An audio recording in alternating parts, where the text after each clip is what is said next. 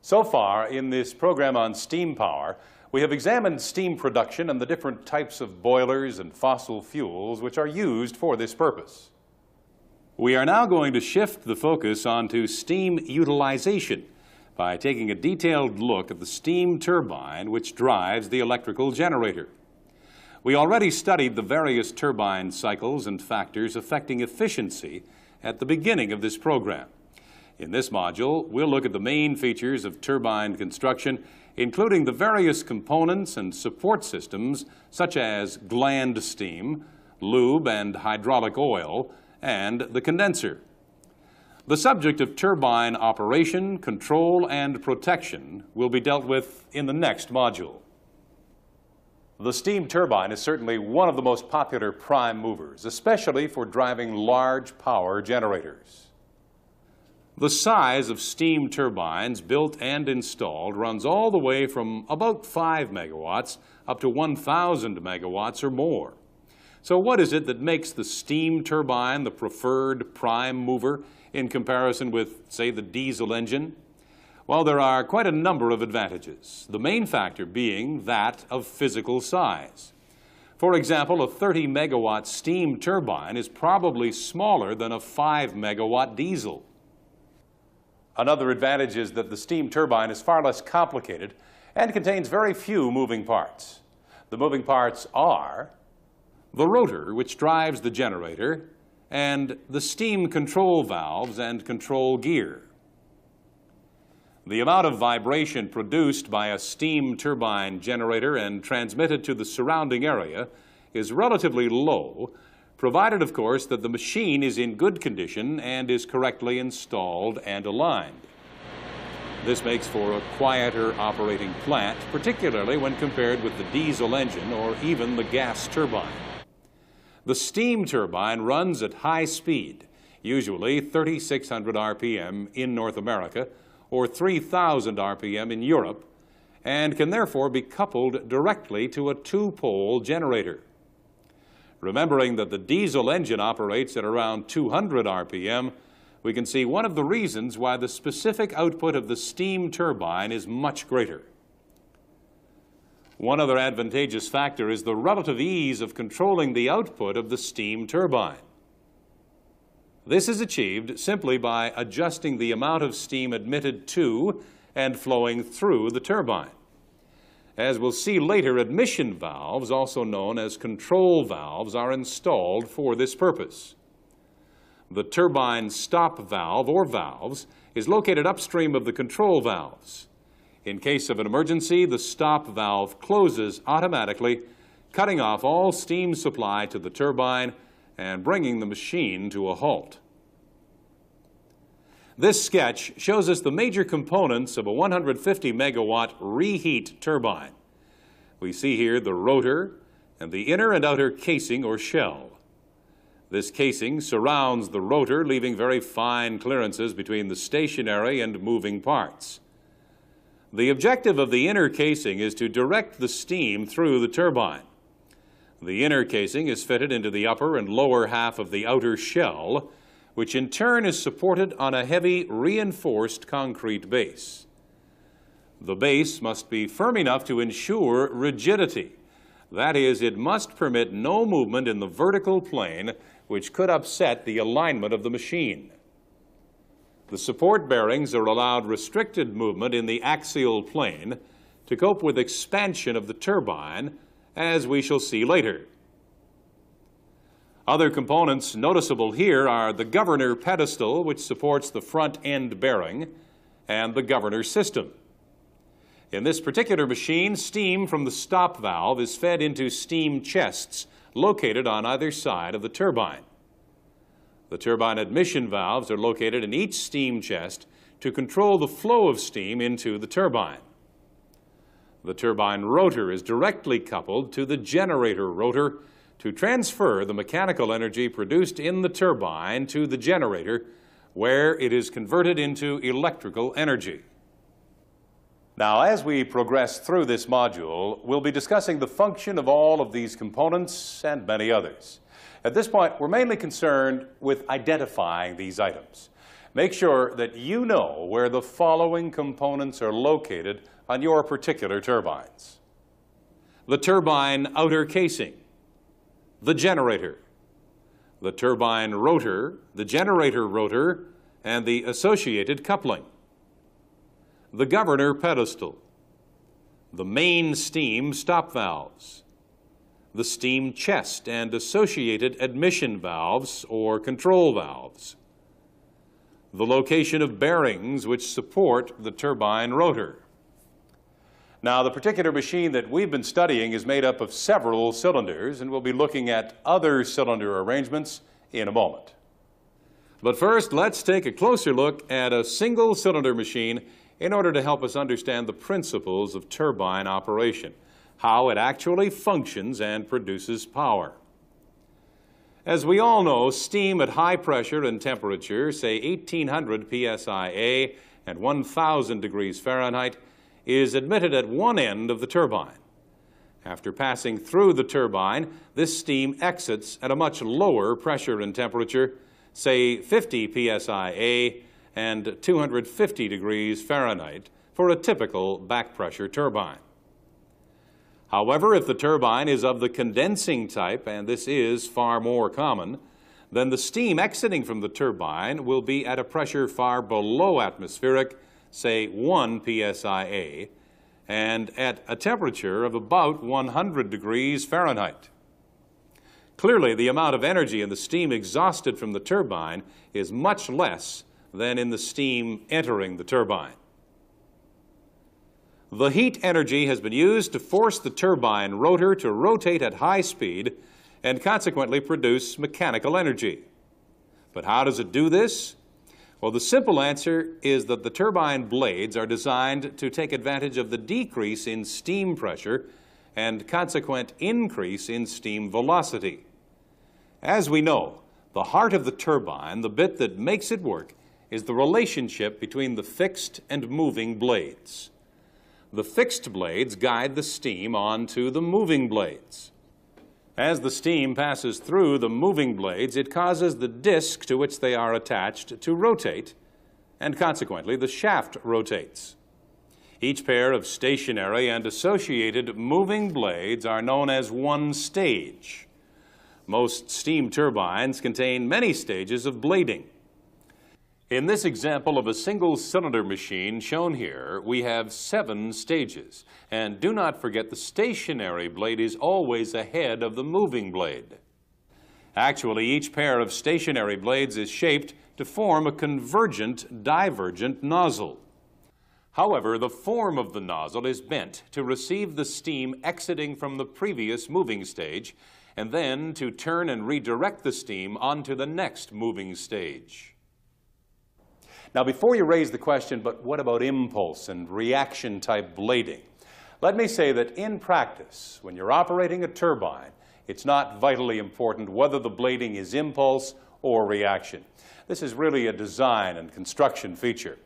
However, it will certainly be worth our while to take a look at this subject, as the type of blading used does affect other structural features. Let's first examine impulse blading. As the steam passes through the first row of stationary blades or nozzles, its pressure decreases, and as a result, the steam velocity increases. These changes are plotted on this graph. As this high-velocity steam is directed onto the moving blade, the impulse pushes the blade forward and consequently produces rotation of the shaft. By the time the steam leaves the moving blade, it has lost much of its velocity, and it then passes on through the next row of stationary blades. Again, the pressure falls and the velocity increases due to expansion of the steam, and once again this is directed onto the next row of moving blades, and so on. We can see that as a result of pressure drop, the velocity of the steam increases each time it passes through a set of stationary blades, but the velocity then decreases as the steam passes through the moving blades and gives up energy. Eventually, when the pressure has fallen to a low value, it can no longer expand and produce work, and it is exhausted from the turbine. But look what happens here to the pressure as the steam passes through the moving blades. It does not decrease, neither does it increase. In fact, the pressure across the moving blades remains the same. It is the change in velocity which actually does the work and provides the energy to drive the turbine. This feature of impulse blading, that is, constant pressure across the moving stage, brings about a certain constructional advantage. As there is no pressure drop, there is no tendency for steam to leak around the outside circumference of the blades. Because of this feature, we will inevitably find that impulse blading is used in the high-pressure stages of the turbine.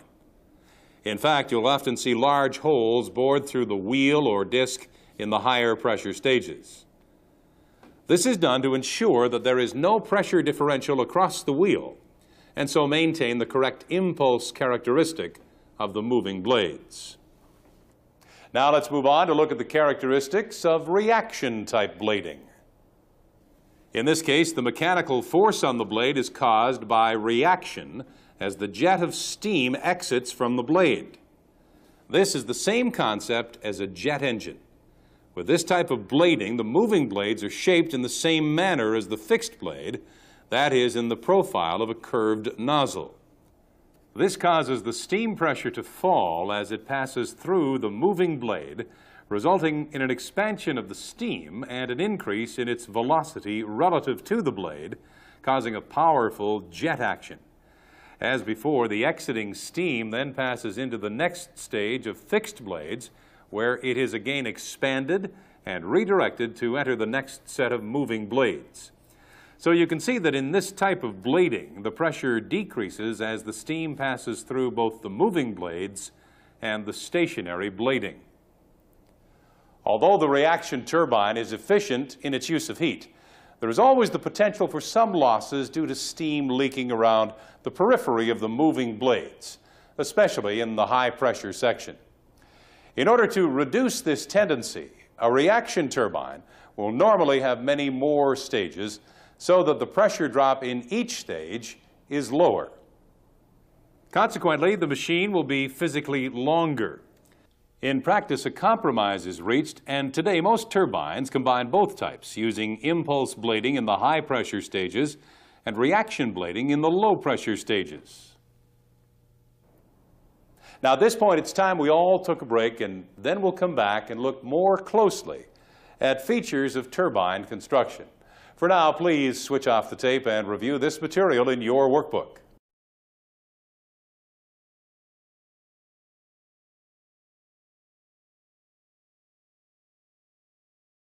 I'm sure we all remember the old trick question, what weighs more, 1 ton of feathers or 1 ton of lead? Well, of course, both of these quantities weigh the same. We have just said so, 1 ton. But there is no doubt that the volume of feathers would be much, much greater than that of lead. In other words, the specific volume of feathers in cubic meters per kilogram or cubic feet per pound is much greater than that of lead.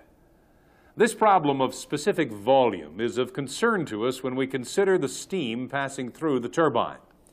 We know that the steam pressure falls, and consequently its volume must increase as it approaches the low-pressure end.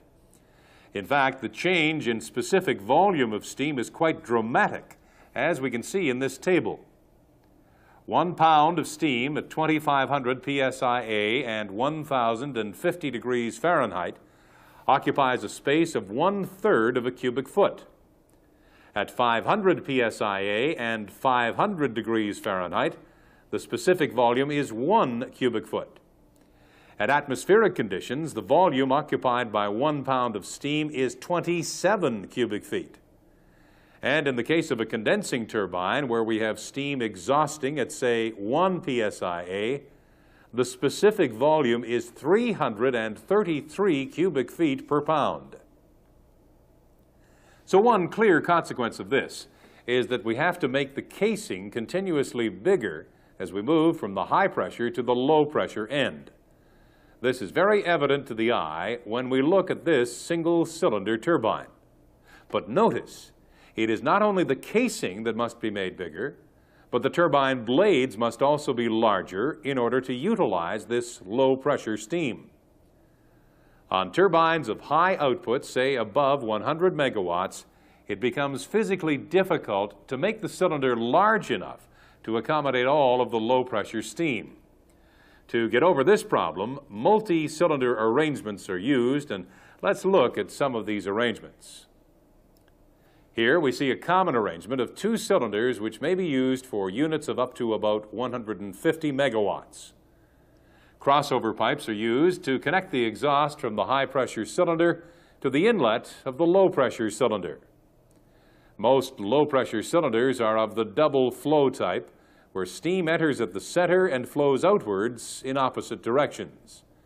This provides some balance to the thrust and tends to keep the shaft centered. As the steam path of the high-pressure and low-pressure cylinders is in series, all of the control is carried out at the steam inlet admission valves at the high-pressure end. The next development from this two-cylinder arrangement introduces reheat and the addition of the intermediate pressure stage of the turbine. A very common arrangement for reheat turbines up to about 250 megawatts is shown here. The high-pressure and intermediate pressure cylinders are combined in one casing. But of course, the steam path is quite separate. Note that the concept of counterflow is also used here, with the steam flowing through the high-pressure cylinder in the opposite direction to that of the intermediate pressure cylinder to help produce a balanced thrust. As turbines become bigger and bigger, it is necessary to add yet further cylinders, and the arrangement shown here is typical for machines in the 500 to 600 megawatt range. As you can see, we have separate high-pressure and intermediate pressure cylinders, and also it has become necessary to add a further low-pressure cylinder in order to handle the high volume of steam. With all of the configurations shown, the general control of steam flow through the turbine is achieved by adjusting the admission valves at the high-pressure inlet. However, note that with reheat units, additional control valves, known as intercept valves, are fitted at the inlet to the intermediate pressure cylinder for protection purposes. We'll be discussing this in detail when we look at control and protection in the next module in this series. Yet another cylinder arrangement used on earlier reheat machines is known as the cross-compound system, shown here. It really consists of two separate turbines, each coupled to their own generator, but interlocked through a common steam system. The high-pressure and intermediate pressure cylinders drive one generator, while the two low-pressure cylinders drive the other. Again, the steam flow through the combined turbine is controlled at the high-pressure inlet, thus controlling the output of both generators. Of course, the large reheat units that we have been considering would typically be found in central power stations of large utility companies. More recent installations, particularly in industrial situations, are likely to be smaller units, probably within the range of 60 to 150 megawatts. In order to examine some of the basic construction features, let's take a look at this single-cylinder machine. Steam is supplied to the steam chest from the boiler after passing through the turbine stop valve. The amount of steam passing through the turbine is regulated by adjustment of steam admission valves. This in turn controls the output of the turbine and the coupled generator.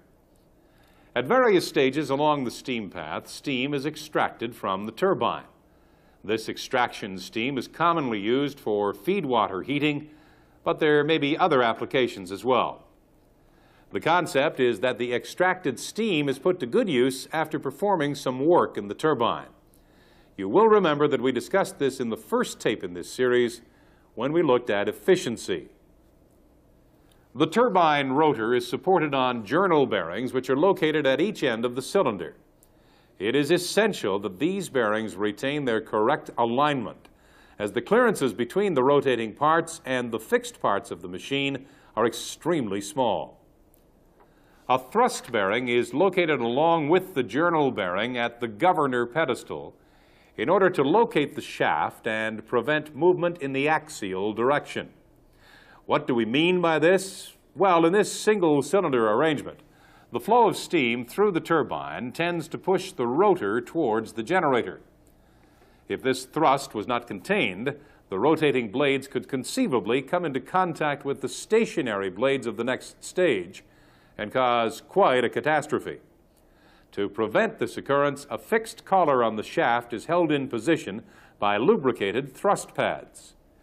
During construction and maintenance of the machine, these pads are carefully set to ensure that the correct clearances exist between rotating and stationary parts.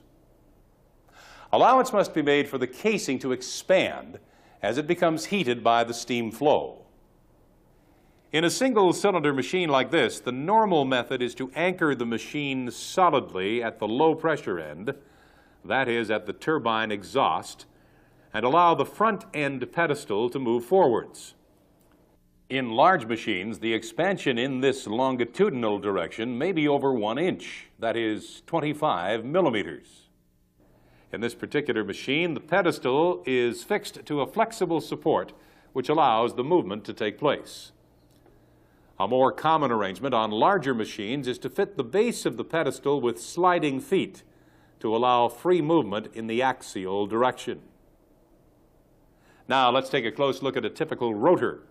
Moving from the front end to the rear, we see first the thrust collar, which bears against the thrust pads during operation. Just ahead of this, there is the portion of the shaft which sits in the journal bearing. This area should be perfectly smooth with no indentations or marks. Moving further along, we come to the gland seals, which are needed to reduce steam leakage along the shaft. We'll be talking about this arrangement in more detail later. We now come to the series of wheels, or discs as they are known, which extend along the length of the shaft. Blades are fitted all around the periphery of the discs and are held firmly in place at the roots. On many machines, further support is provided by fitting rings or shrouds around the outside of the blading.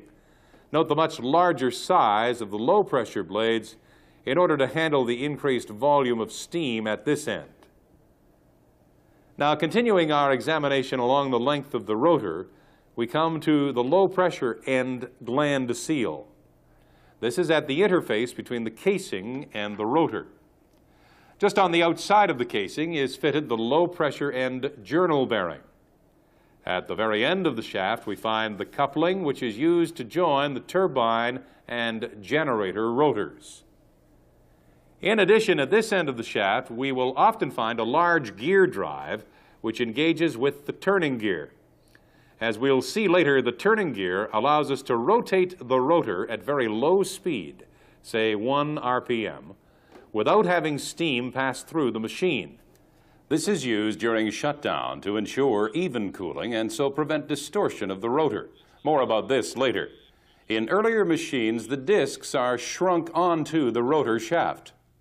A problem with this type of construction is that in some cases, steam may leak along the shaft and cause distortion due to differential heating as well as a loss of efficiency.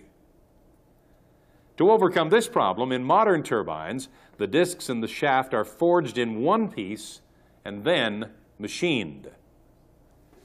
Yet another method of building up the rotor is by welding discs together and so eliminating the shaft. Now remember that in between each disc and associated blades, we have to fit the stationary blades.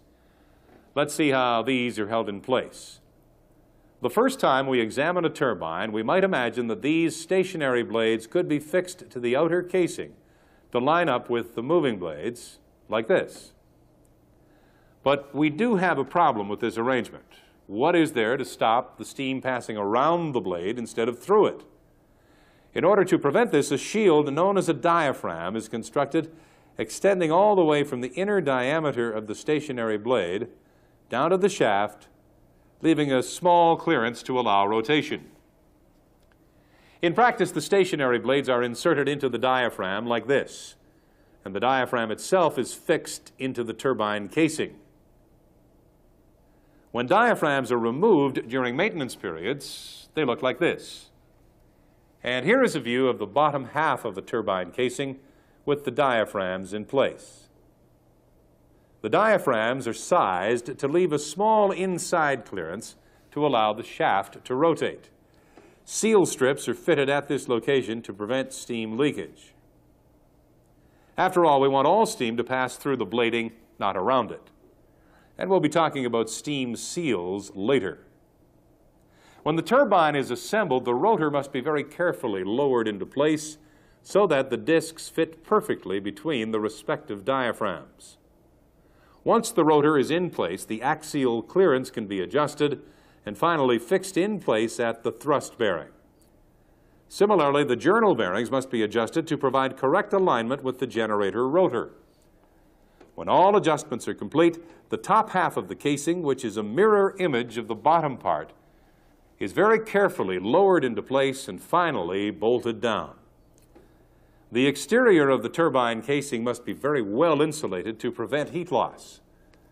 With temperatures at the high pressure end in the region of 1,000 degrees Fahrenheit, we could suffer a considerable loss of efficiency as well as an uncomfortable turbine room if the insulation was inadequate. Now, in this segment, we've looked at general features of turbine construction. Using this information as a guide, make sure that you check and learn the structural features of your own turbines. At this point, it's time for a break, so please switch off the tape now and review this material in your workbook.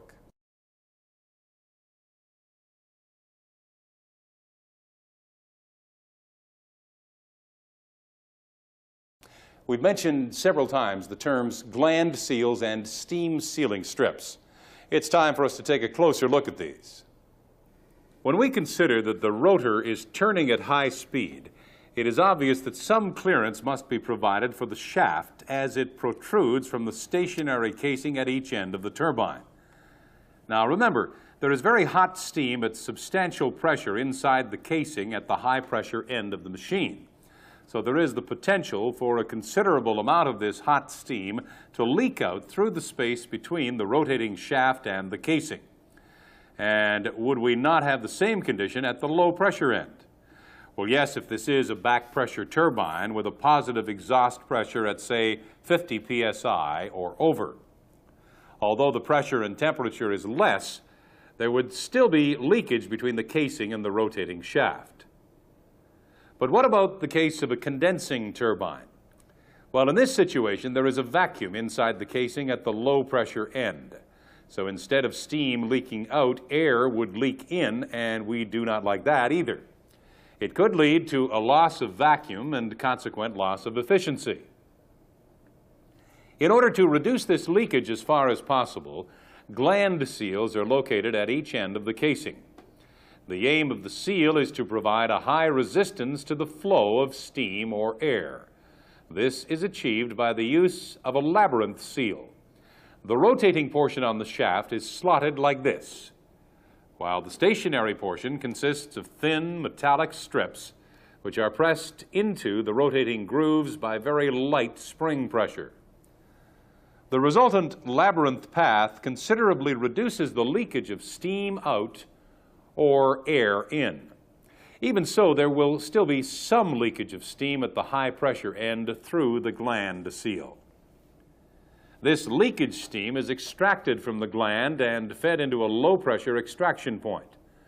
The leak-off valve automatically adjusts the pressure within the gland steam header to maintain approximately 5 psig. But even at that low pressure, there will still be some leakage along the shaft into the turbine room.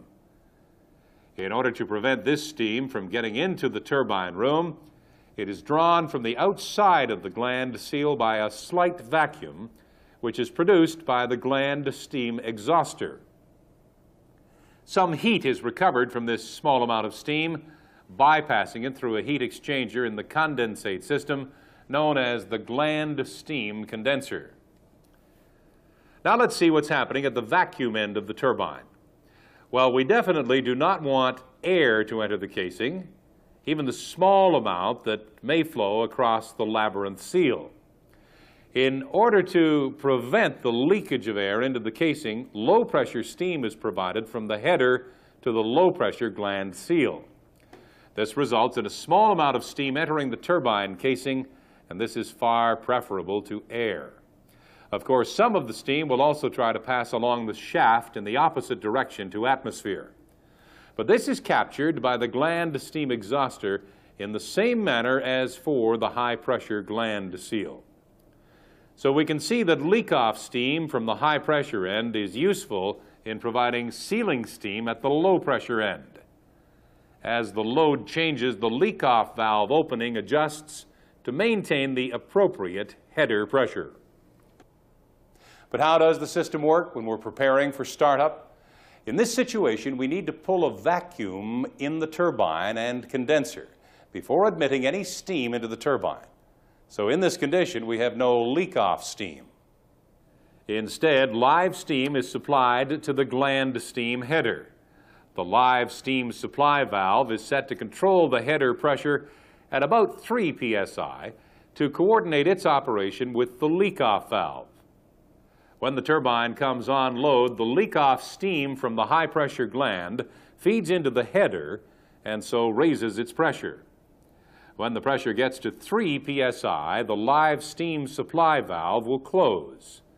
When the pressure rises to 5 psi, the leak-off valve will open enough to maintain this pressure.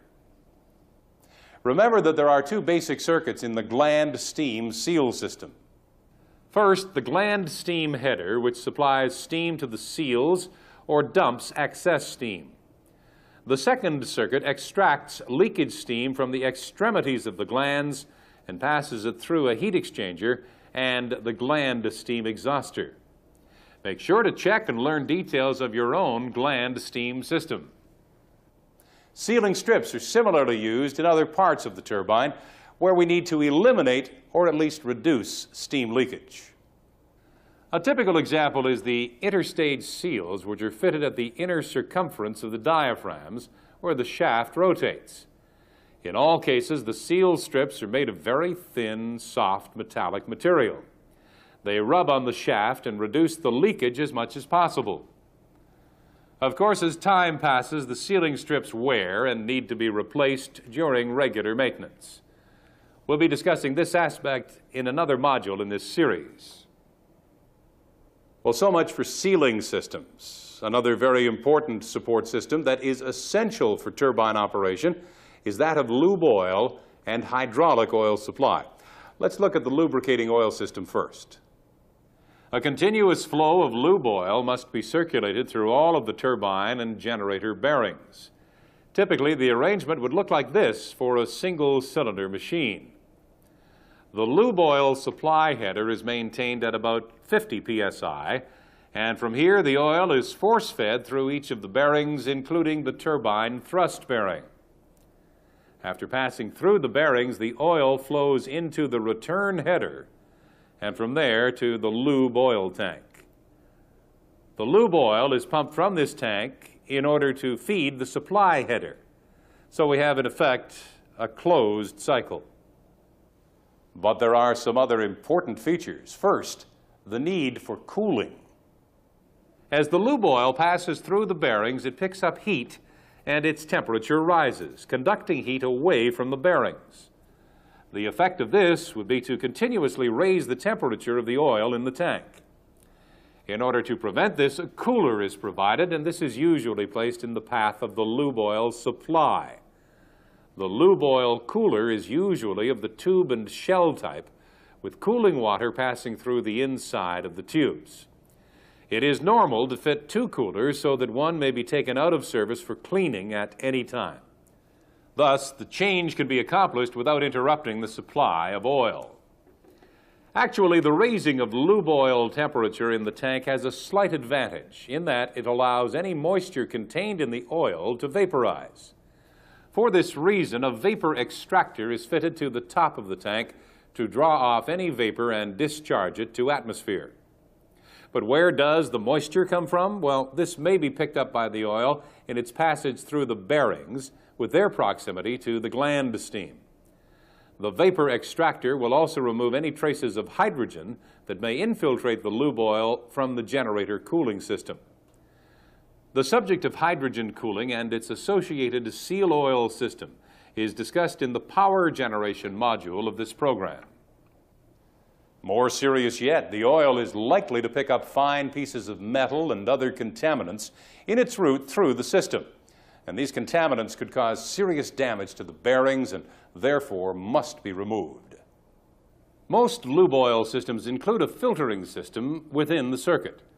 This may consist of bag-type filters within the oil tank, or external cartridge filters, or a centrifuge which continuously circulates oil from and back to the tank. Maintaining the cleanliness and purity of the oil is extremely important to good turbine operation. Usually, the lube oil is sampled at regular intervals, say monthly or bi-monthly, and analyzed for impurities and other characteristics.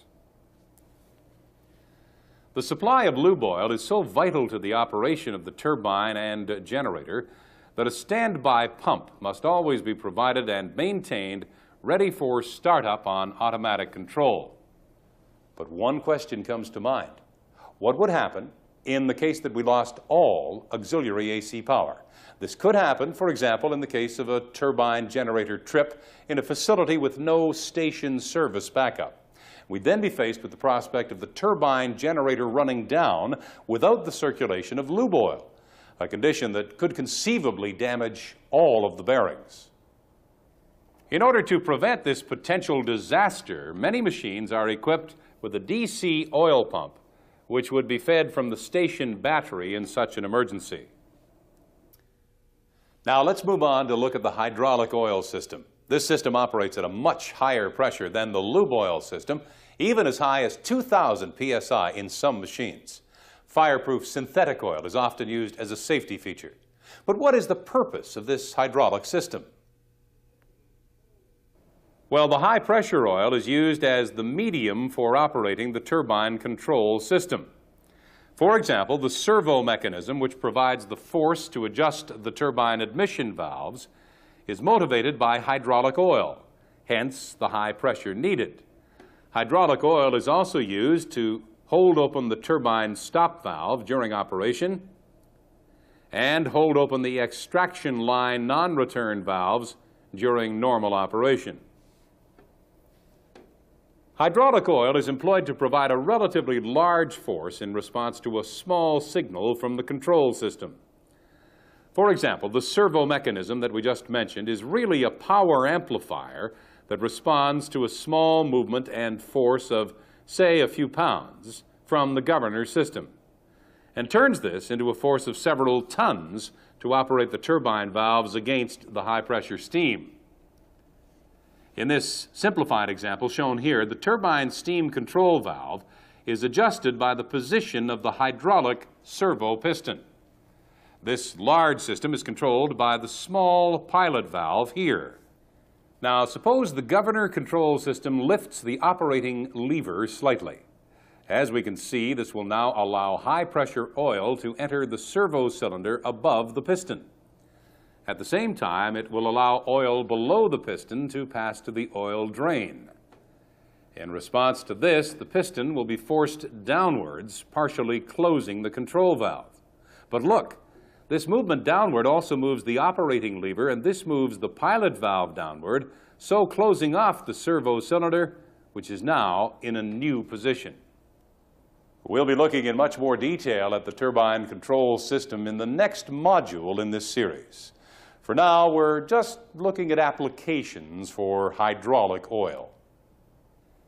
In many turbines, the same grade of oil is used for both applications, so the hydraulic and lube oil systems are combined to utilize the same oil tank and the same pumps. The main oil pump is mounted in the front end pedestal and is driven directly from the turbine shaft. Diagrammatically, the scheme looks like this. When the machine is in operation, the main oil pump here delivers oil at 250 psi. This supplies the hydraulic oil system. At the same time, it provides oil to the lube oil header at 50 psi through a reducing valve. During startup and shutdown, a motor-driven high-pressure oil pump is used. Again, this supplies both the hydraulic oil system and the lube oil system. In this arrangement, this pump is known as the auxiliary oil pump since it is the main standby to the shaft-driven pump. When the turbine is out of service and operating on turning gear, we still need to provide lubrication to the bearings. However, in this situation, with hydraulic oil not required, it would be inefficient to run the large auxiliary oil pump. Instead, a small pump is installed known as the turning gear oil pump, and this provides sufficient oil for lubrication only. And as before, there is a DC emergency pump which will provide lubrication in the case that all AC service supply power is lost. So we can see that there is in fact a hierarchy of oil pumps with automatic startup based on pressure readings. If the high pressure oil pump fails and the pressure falls, the AC auxiliary oil pump will cut in automatically. If the lube oil pressure falls, the turning gear oil pump starts up automatically. And if this consequently fails, the DC oil pump will start. As with all automatic devices, the pump auto start operations should be checked on all pumps regularly. Make sure that you check out the details of your own lube oil and hydraulic oil systems. You should be thoroughly familiar with the location of all pumps and controls for these pumps. Now at this point, let's take a break, and then we'll come back and take a look at vacuum equipment on the turbine. For now, please switch off the tape and review this material in your workbook.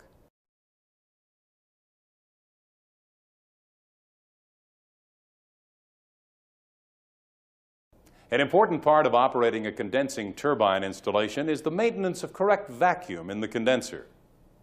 Commonly, the condenser is located below the exhaust end of the turbine, but there are other configurations. In the scheme shown here, the condenser is fitted directly at the tail end of the turbine on the same level. Another arrangement, known as a pannier condenser, consists of two vessels located at the same level, one on either side of the exhaust. As we already pointed out in an earlier module, a vacuum is formed when steam exhausting from the turbine is cooled and condensed back into water. The dramatic change in volume from steam to water leaves a large empty space, and as the condenser is a closed vessel, the result is a vacuum. The actual pressure in the steam space of the condenser and correspondingly at the turbine exhaust will be about 1 to 2 psia, depending on actual local conditions. The steam space in the condenser is filled with low-pressure steam exhausted from the turbine, which quickly turns to water droplets as it comes into contact with the outside surface of the cooling tubes. Most condensers contain several thousand tubes about 1 inch in diameter, usually made of non-corrosive metals such as copper nickel, brass, and even stainless steel. Cooling water passes through the inside of these tubes, while steam condenses on the outside of the tubes. This so-called condensate then falls to the bottom of the condenser, where it is collected in a vessel known as the hot well. From here, the condensate is removed by the condensate pump and circulated back to the system.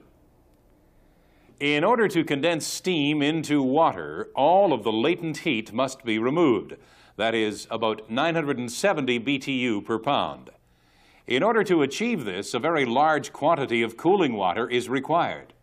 For example, a 60 megawatt unit may require as much as 35,800 GPM of cooling water to pass through the condenser. Such a large quantity of water cannot be supplied by a water treatment system. Therefore, the condenser cooling water, or circulating water as it is known, is normally taken from a nearby river or lake or even the sea. In some cases, a closed circuit system is installed using a cooling tower. We'll be talking more about the actual circulating water system and its components later in this program. For now, we're concerned with the condenser and other vacuum equipment. In the arrangement shown here, the circulating water enters at one end of the condenser, filling the inlet water box, then passes through the tubes into the outlet water box. From here, the water circulates back to the system. This particular arrangement is known as a single-pass system. In many installations, a double-pass condenser is used. Here, the water enters at the bottom, passes through the lower tubes, arrives at the far water box, and then is circulated back through the upper set of tubes, exiting from the upper water box. Over a period of time, the circulating water may leave some deposits inside the tubes. The consequence of this is a reduction in heat transfer and a rise in the back pressure inside the condenser. This results in a loss of efficiency and lower output from the turbine. The circulating water may also deposit algae, mussels, and other marine life on the front of the tube plate, reducing the flow of water through the tubes.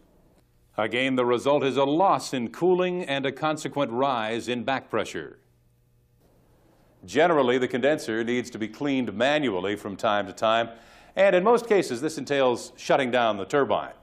There are, however, some machines which are designed to allow one half of the condenser to be cleaned, while the other half remains in service, and the unit continues operating at reduced load. In an attempt to maintain a clean condenser, chemical injection is carried out at some installations. Adding a biocide to the circulating water can reduce or eliminate the growth of algae. Sulfuric acid may also be added in some plants where a closed-cycle cooling tower system is used.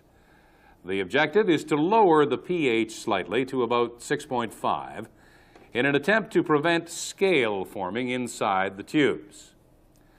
Another chemical used on closed-cycle systems acts as a dispersant with the aim of keeping solids in suspension and preventing deposits from forming on the inside tube surface. Many condensers are fitted with a siphon connection on top of the water box. The objective of this vacuum connection is to ensure that the water boxes remain completely full of water so that all of the cooling tubes remain effective. But how could it be otherwise? Well, the circulating water will likely contain air bubbles which may be released at the top of the water box, forming a large air pocket. In time, as the air pocket increases, the level of the water at the top of the water box falls, and consequently there will be no water flow through some of the tubes. The result of this reduction in heat exchange will be that the condenser is less effective and the turbine back pressure increases. The siphon connection prevents this from happening by drawing off the air at the top of the water box and piping this into a vacuum tank. The vacuum in the tank is maintained at about 25 inches of mercury by small vacuum pumps that are intermittently operated. A water level sensor in the water box operates a control valve on the siphon connection. When the level falls below a set level, the valve opens and air is drawn out, allowing the water level to rise. When the level raises to fill the water box, the control valve closes. The problem of air accumulation may also occur inside the steam space of the condenser. Remember that this area operates under a negative pressure, a vacuum. Therefore, any leakage by valves, piping, or flanges will allow air to leak into the steam space of the condenser instead of steam leaking out. Also, some incondensable gases, such as oxygen and carbon dioxide, may be released from the steam as it condenses. There is a tendency for these gases, plus any small amount of leakage air, to accumulate inside the steam space and eventually cause the back pressure to rise, reducing turbine efficiency. In order to remove air and gases from the steam space, vacuum devices are fitted, such as a steam ejector and a vacuum pump. This air removal equipment is connected to a specific location in the condenser known as the air box. In this area, additional cooling tubes are concentrated to ensure that the steam condenses and only air and gases are removed. In many plants, the discharge from the vacuum equipment is monitored to provide a measure of air leakage into the condenser. During normal operation, this air leakage should be quite small. In fact, a good test of this during operation is to shut down the vacuum pump or steam ejector and observe the rate at which the back pressure increases. This should be quite slow, say 1 inch of mercury in about 30 minutes. Compare this with the change which would take place if all of the circulating water flow were to cease, perhaps due to a trip of the circulating water pumps. In this case, with no condensing taking place at all, the back pressure would rise immediately, and the turbine would have to be tripped. In practice, this takes place automatically. And we'll be discussing this when we look at protection devices in the next module. So we can see that during normal operation, the vacuum equipment is intended to maintain the vacuum in the condenser, not to create it. However, we also depend upon the vacuum equipment to draw a vacuum before startup. In this situation, before steam is admitted to the turbine, the condenser and the turbine are full of air. In order to remove this air, the vacuum pump or steam ejector must be placed in service and so pull a vacuum inside the unit. Let's see how the steam ejector works. This functions on the principle of the Venturi nozzle like this. When high-velocity steam passes through this nozzle, it creates a vacuum at this convergent point. This is the point which is connected to the air box in the condenser. The air enters the nozzle and is mixed with the steam passing through. On a startup ejector, also known as a hogging ejector, this mixture is discharged to atmosphere. However, the requirement for air removal when the turbine is in service is much less. Therefore, the on-load ejector uses smaller nozzles and has some heat and steam recovery. As before, air is drawn from the condenser by the primary ejector, and the air and steam mixture discharges into a heat exchanger to condense the steam. The cooling medium is usually condensate, so all of the heat is retained within the cycle from the intercooler. The air is now drawn into a second stage ejector, which is at quite low pressure, that is, a modest vacuum. From here, the air and a small amount of steam is exhausted to atmosphere. The creation and maintenance of vacuum in the condenser is an exceedingly important part of turbine operation. And we'll be looking at this in more detail in the next module in this series, when we focus our attention on turbine operation and control. Make sure that you learn all of the features of the condenser and vacuum equipment which is installed in your plant. Please switch off the tape now and review this material in your workbook.